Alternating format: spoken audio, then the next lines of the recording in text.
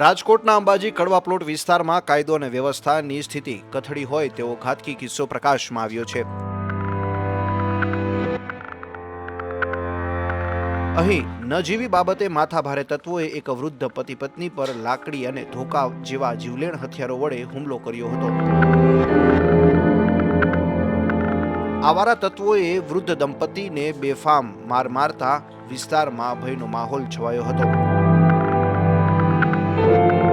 આ સમગ્ર હુમલાની ઘટના નજીકના સીસીટીવી કેમેરામાં કેદ થઈ ગઈ છે.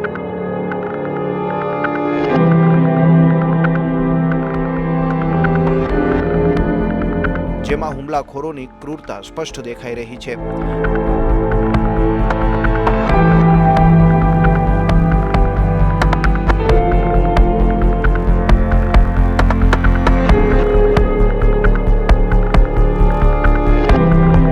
હાલ પોલીસ આ ફૂટેજના આધારે આરોપીઓને ઝડપી પાડવાના ચક્રો ગતિમાન કર્યા છે. રાજકોટથી મિલન ત્રિવેદીનો રિપોર્ટ.